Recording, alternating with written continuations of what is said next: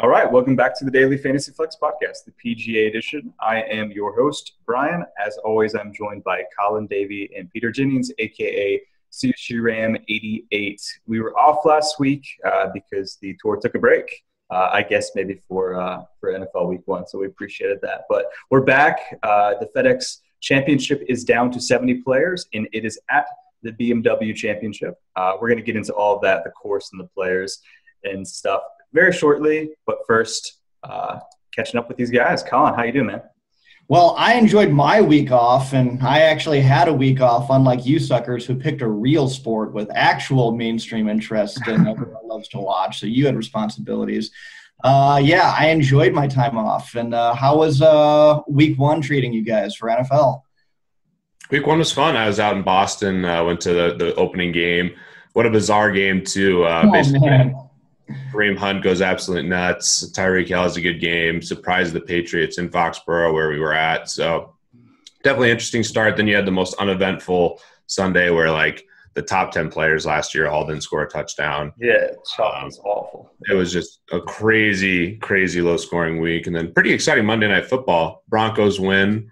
But in my 3 donkeys, I needed the Broncos to win by more than 3.5, and they kind of choked away to only win by 3. Yeah. So a little tilting there. But, yeah, excited for golf. I was actually in Boston yesterday with some guys associated with the PGA Tour, and they ran the Dell Technologies Championship and had a good time at Andover, which is where the hat is for. So, yeah, I'm excited for golf. I mean, just talking about the playoffs and yeah.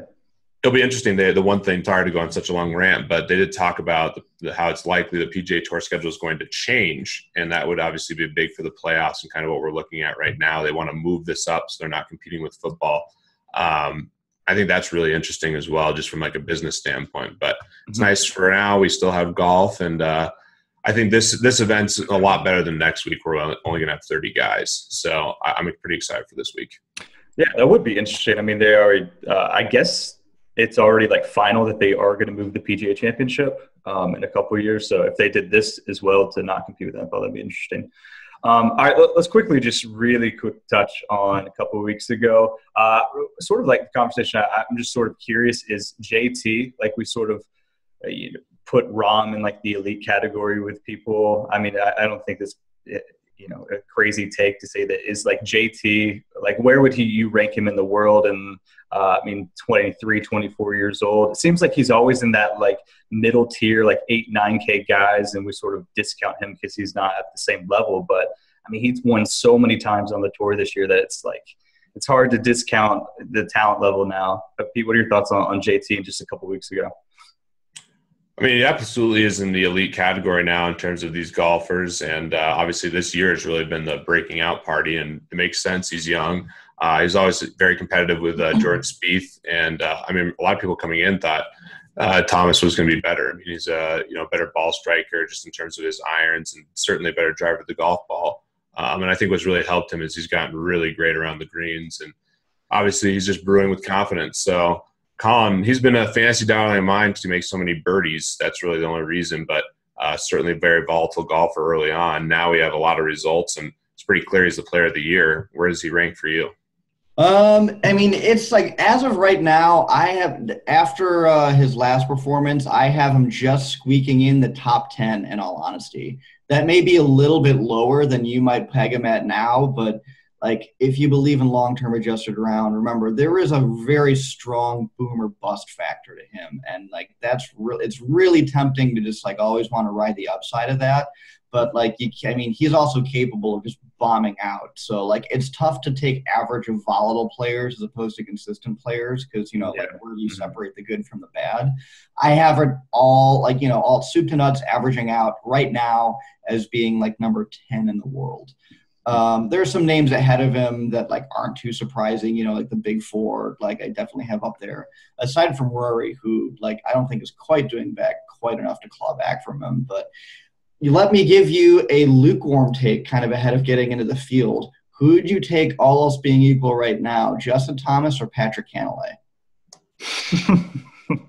I'd take Justin Thomas, but I like Cantlay a lot. That's a great question. I could see myself taking Cantlay, it depends on how you structure it, because you're right though. Thomas does boom or bust. I mean, the guy has been great in the majors, but also he made a 9 on a par 4 in the Open Championship, which cost him to miss the cut. I mean, the guy, he can just go in rabid tilt on the course where it looks like he's easily going to make it. He'll just throw up like double bogeys back to back to back. So I understand he's a player, just like even in his style.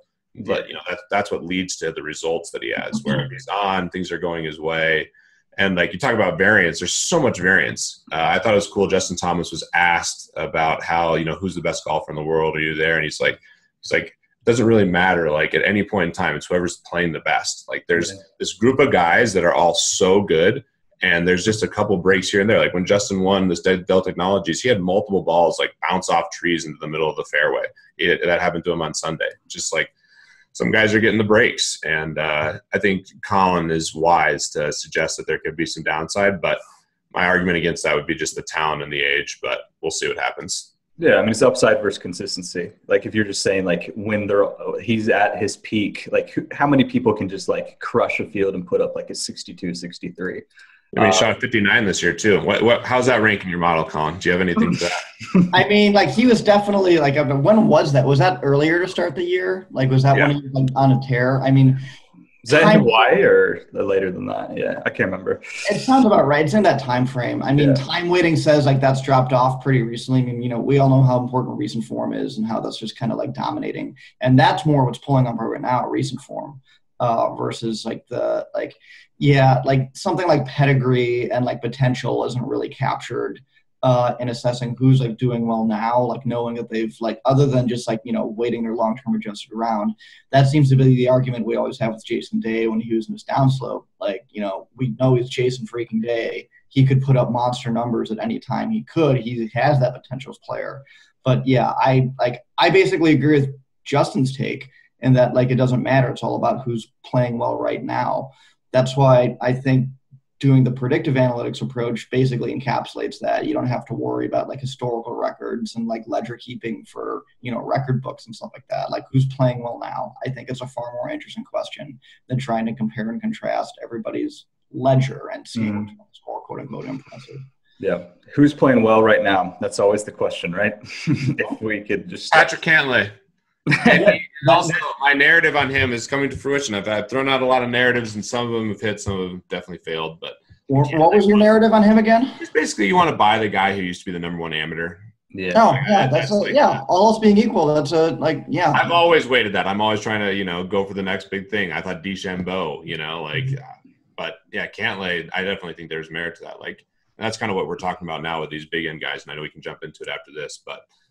Anyone who's been like the best, like relative to their peers, like and has flashed that ability, I think like you have to weight that into account. Like there's guys in the tour, like Charles Howell III. The guy never wins, but he just grinds out paychecks, like in an incredible way, just like the model of consistency. Yeah. And then you have guys like Cantlay who had a lot of injuries and like who knows where he's going to be. But I do think one thing we can do from a DFS perspective, especially in tournaments, is like focus and make sure we're buying these guys that have as much upside as possible.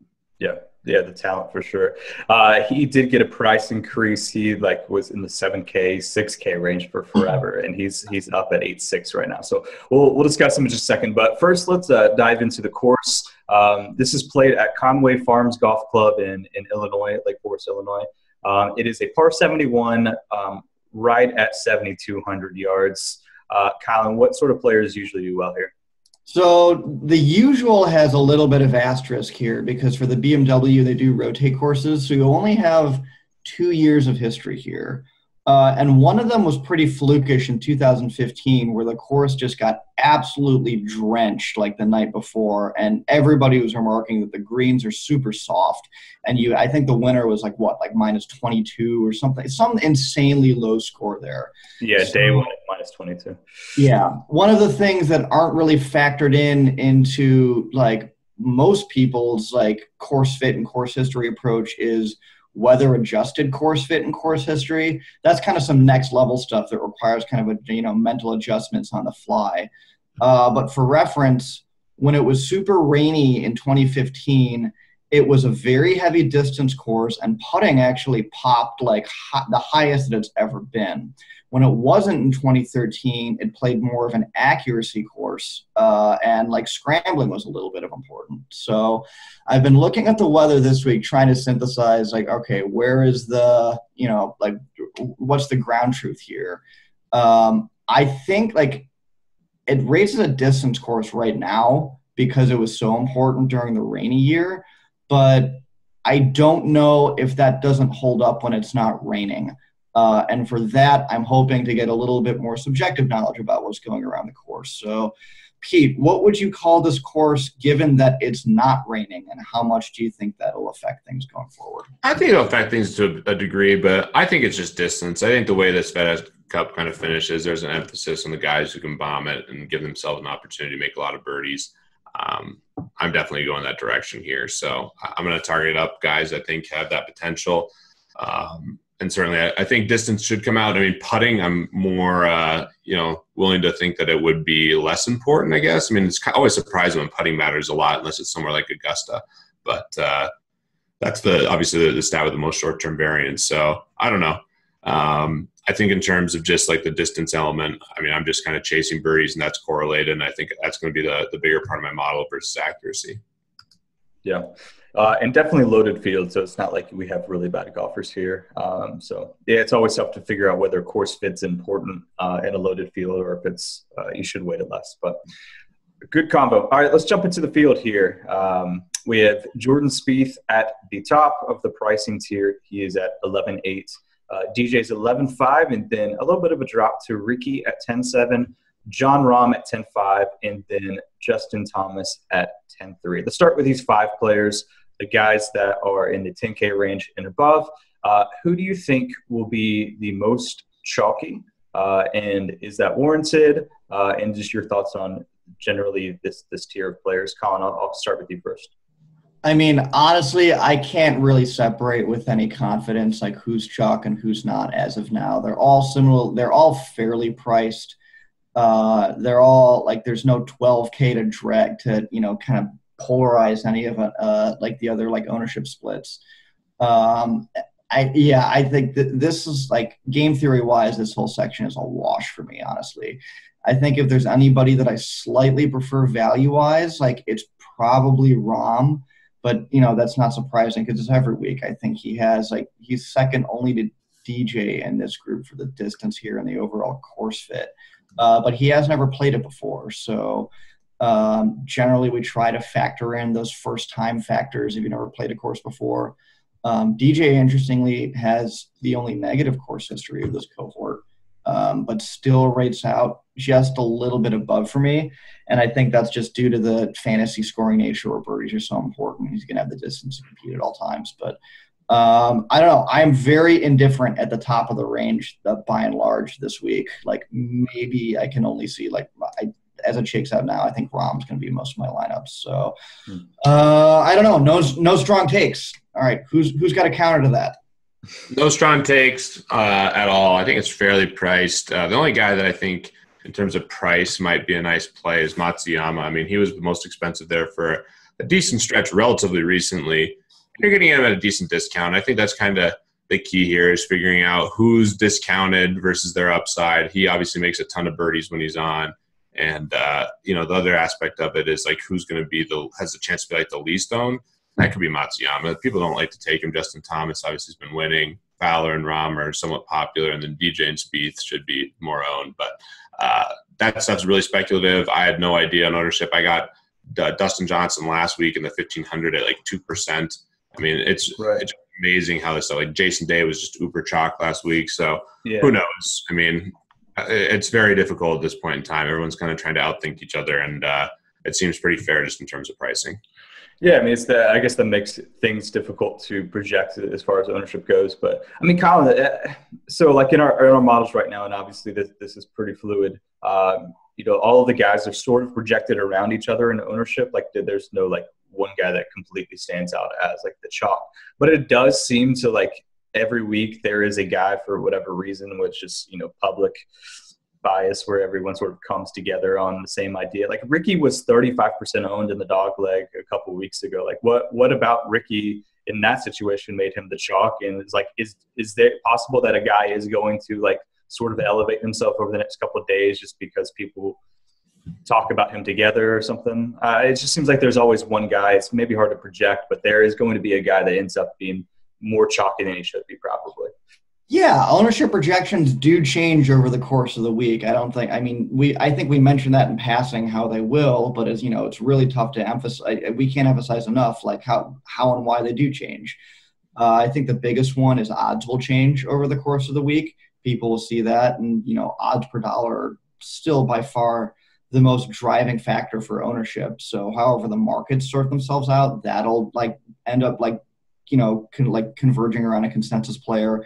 The other one are recommendations. That's always kind of like a more ethereal one to kind of take the temperature of where's the zeitgeist around, who people like and don't like. And like usually if there's consensus across, touts, that'll be something where everyone kind of converges in a single player. But there's no real way to see how that shakes out as of now.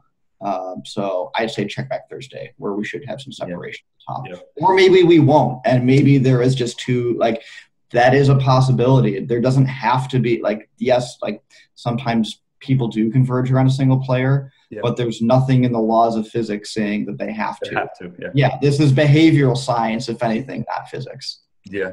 That makes sense. All right, let's dip down to these guys in the little bit of lower range. So we're talking like the mid 8s in the 9K range. So Matsuyama, like Pete mentioned, is right there, almost at 10K at 9.9. Jason Day, who was the chalk a couple of weeks ago, at 9.6, and we kind of go down to Cantlay at 8.6, who I guess we can talk about whether he's still worth it at that price. I'm guessing so. But another guy that I think is interesting to talk about is Rory McIlroy. Like, what is going on with him, Pete? Like, is he going to be in any one of your lineups this week? I'm not really sure what I'm going to do with Rory. I mean, there's just so many signs he's just kind of trying to manage this injury. Just the incentive to play golf is so high with a FedEx, and he still thinks he can get hot. So, one telling point just from watching it that was relative was Bones, Phil Mickelson's caddy, who's now on the Golf Channel, referenced that they're asking him, should he take a driver on a hole to go over a bunker? And he's like, well, if I felt comfortable, he felt good. I'd ask the player how he's feeling. The last thing I'd want to do is aggravate anything. And as a caddy, it's really important to manage like a player. And that just points to me that he's still dealing with the injury to a degree. So you kind of know that. It's obviously not a huge problem if he's playing, but it's not ideal. And I think the biggest thing for him from just like a practical standpoint, which may be too much speculating, but it has to matter, is he's probably not practicing that much given that he's trying to manage this injury. So that aspect to me is a big factor here. And obviously, if he's not just destroying the ball off the tee, like tee to green, you're not going to be banking on Rory's putting relative to these other guys at this point in time of the year. Yeah, that's definitely fair. Colin, what are your thoughts on Rory and this tier in general? Like, who do you think will be popular? Maybe some pivot plays away from who that might be. Yeah, I generally agree on Rory. I think I've talked about before how proxy metrics of mine thought he was injured. And, I think that captured his actual injury really well. The fact that he hadn't been playing a whole lot and, his results weren't great. There was some stuff that was priced in that suggests he's not at his prime form. Yeah, if anything, I think as where the flips of the coin go, I could see more people just going off of name recognition and overpicking him. And given that he's hurt, it's a pretty easy fade for me across the board. There are definitely people that I like a lot more. I still think Patrick Cantlay is as popular as he's getting right now, and his price is going up. His price isn't high enough. I think his results are that good. He's playing that well. I think he's the best value in the board of everybody over, 8K or whatever. And I could see him finding ways a lot of lineups. His ownership probably will be a little bit higher as a result. So you're not going to get a ton of leverage. I think there's one guy who is maybe a little bit better value. A guy that he's hit value every single week. He just is the uber chalk play every week. plus 17.47 DK plus. I would guess Paul Casey. I would guess Paul Casey. I was on mute. I said Paul Casey too. Yeah, it has to be. Yeah. But the problem is, I think Paul Casey is going to be the highest owned player this week. Did his baby come through? I mean, there's the baby narrative before. Like his wife's about to have a baby, so like. I want to clarify your narrative here. Is like not a narrative. Well, it can be a narrative. This is actually my favorite one in other sports. Yeah, like, first time father. Yeah, first time father, man. Like put the Peter Jennings trademark on it. Yeah, that's definitely a thing for me. Is this his first kid or this? No, it has to be his second kid. I don't think it's his first kid, and like he's trying to figure out if like the baby's due like very soon. So I'm not sure.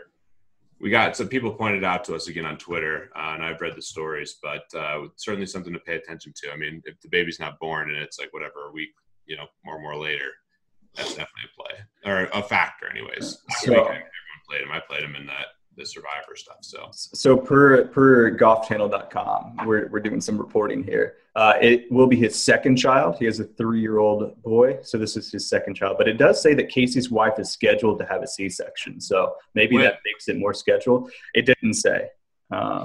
That might be privileged information. We would probably want that information when the C-section's scheduled. That'd be helpful. We would like that, yeah. I'm going to go start digging through medical records. I'm not sure it's public. Maybe that could be a HIPAA violation. He'll be the chalk, assuming he's good to go, though. I think Stenson people are starting to get on, just in general. I think Stenson could be pretty owned. Sergio, talk about a funny moment last week. He was putting with a driver and a 3-wood. Did you see that, Colin? Oh, that was so great. I hope to emulate that move one day where I'm just so frustrated with a putter that I'm just I snap it or something. That's a great power move. And his ownership will be low to boot. Like, I think that's like him and Kevin Chappell are where I see like realistically getting leverage in this price range. Nobody's on Chappell. I think he has a decent course fit to make up for his like okay to middling course history. I think he has arguably just as much value as someone like Casey in terms of a points per dollar, and his ownership's going to be half. I think Chappell's probably my favorite pivot in this range. Colin, what are you doing with like course history, given the rain issues and stuff? Like Jason Day at 9.6, he got first in 2015 and fourth in 2013. I know like Jason Day is not a great example because he's a little bit of a different player from those years. But even a guy like Zach Johnson in sort of the lower 8K range, like good history, but does the range sort of make you discount like course adjusted round less than you normally would? I think that's the wise thing to do. Yeah. It's just like and you really need to get like some certain like the platonic ideal remains kind of weather adjusted, course adjusted round. Clearly it's my goal in life to just stick 8 adjusteds before every metric so we can price everything in and like get it really weird. But yeah, I think generally anytime that like any weather is super flukish or course conditions are just like so outliery, like it's tough to tell what consists of an outlier course conditions though. It's kind of like, like we know when we see it, right? Like the year the Masters is 55 degrees out, the year that Sawgrass, like we're putting greens, we're like putting on a glacier. Like it's tough to pick out exactly, but I think a range wrench Conway Farms, like you shouldn't be shooting, like the winning score should not be 22 under in the playoffs. I think that's just like flukishly easy. So yeah, I think course history does deserve a little bit of a discount, given that half of it comes from a fluky round or course conditions. Yeah, that makes sense. Before we dip down to the value tier, Pete, like roster construction wise in GPPs, like I know cash, we're probably on Cantlay. At 8.6, is the GPP route to fade him and go with guys like right around him, like a Justin Rose or a Sergio or someone? Yeah, it just depends on what you think the ownership will be. I mean, I don't know. Obviously, the DFS community is going to be heavier on those guys, but the public knows, names like Sergio and Rose, and some of these guys are thinking game theory. Just I don't know. There's a whole bunch of stuff that's really interesting. Think we'll have some NFL money in tournaments this week? Maybe some. Yeah. Maybe some. Yeah, hopefully. I mean, the mid-tier is kind of interesting to me. There's some uber chalk that I like Cantlay. You can probably go contrarian, like big time, by going some of these like shorter guys. Like Kuchar's kind of been chalk recently, but the narrative is it's distance. I mean, I could see guys like Zach Johnson, Kuchar being lower owned than normal. Kevin Na kind of fits that mold. Tony Finau to me, if you're going distance and just like upside, like I'm a sucker for Tony Finau. So I imagine I'll have him a decent bit. The problem is he's very owned. Leishman looked like he was like really turned the corner last week. And he's been someone I've been playing in majors, and it seems like he's been showing up in a lot of these big spots. And I mean, he just choked on Sunday, but I think Leishman's another really interesting play in this mid-range.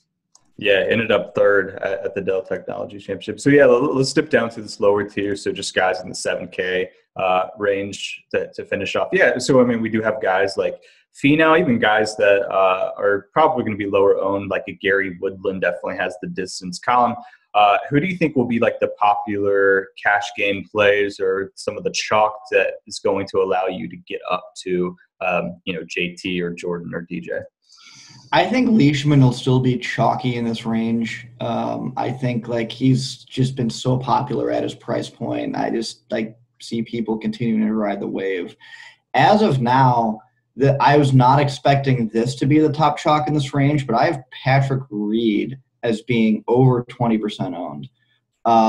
The explanation is really simple. At 8K, his odds to win are over 2.5%. Usually that requires like at least like a price tag of around like 8,600.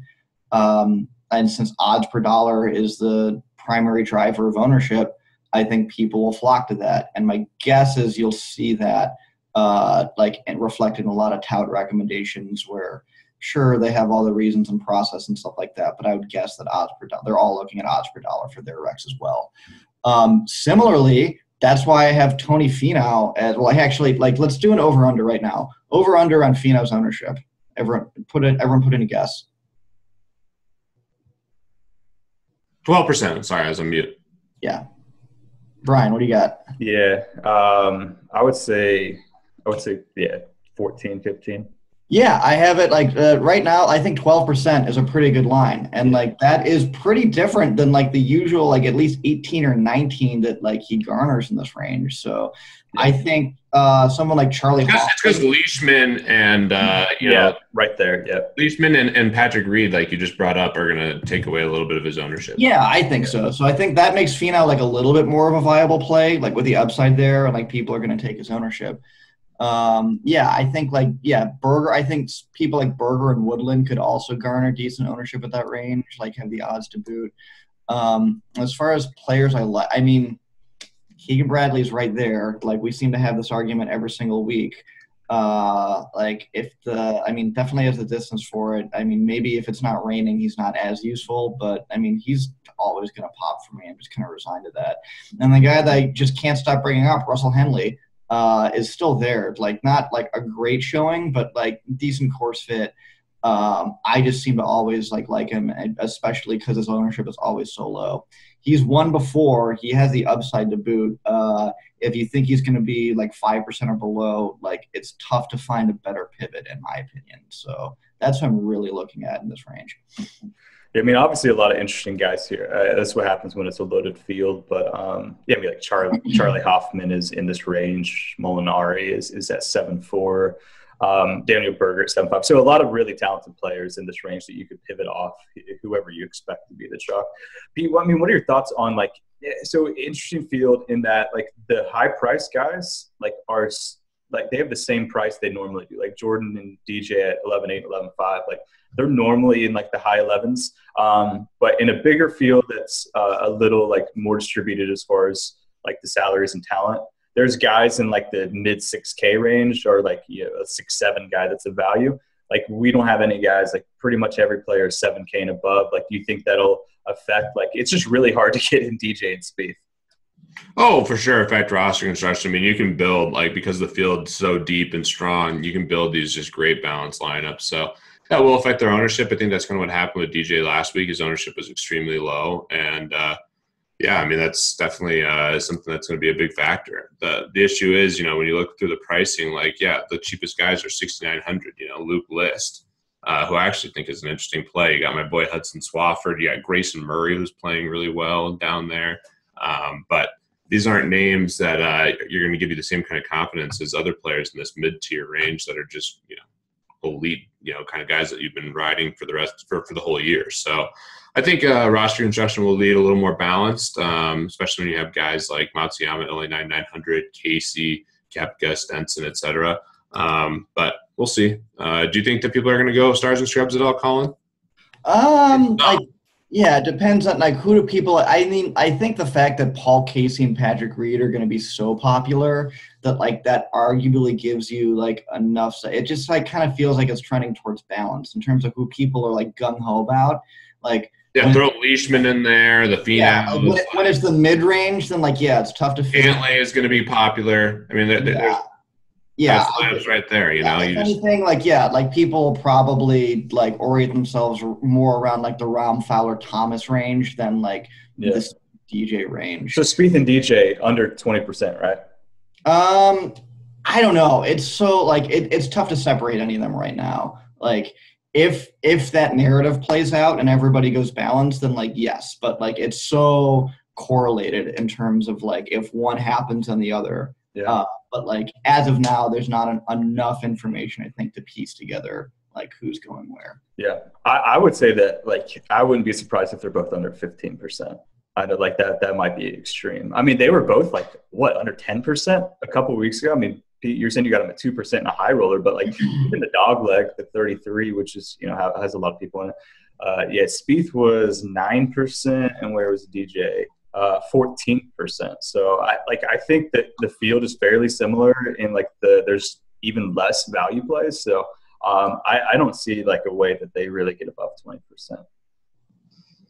Tough. Ownership opportunity. That's what you're looking for. Yeah, for sure. All right, let's talk. I'm gonna get my boy Swafford, and I'll tell you the guy to not sleep on guys right now. He's a sorry, I almost went off. He's a really big idiot. This guy on Twitter is just as bad as it gets.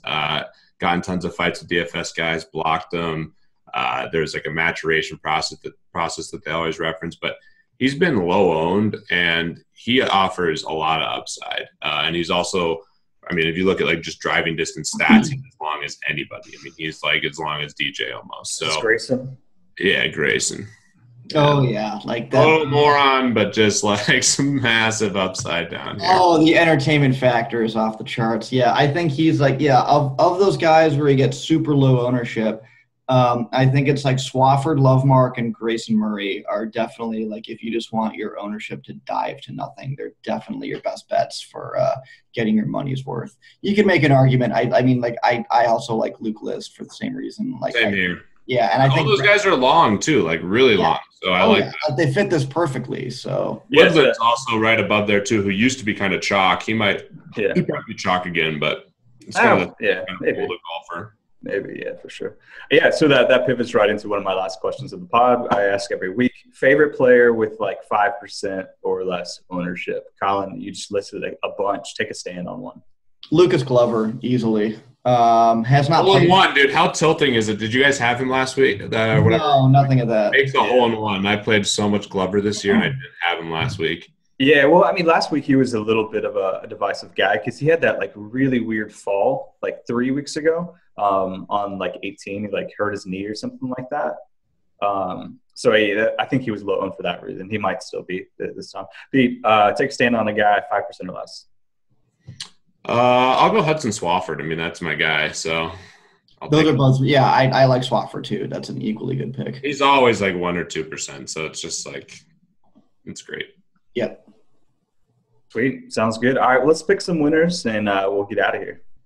I can't. It's been so long since we potted. All right, I'll go first. I don't think I've gone first in a while. I'll go boring. I'll go DJ.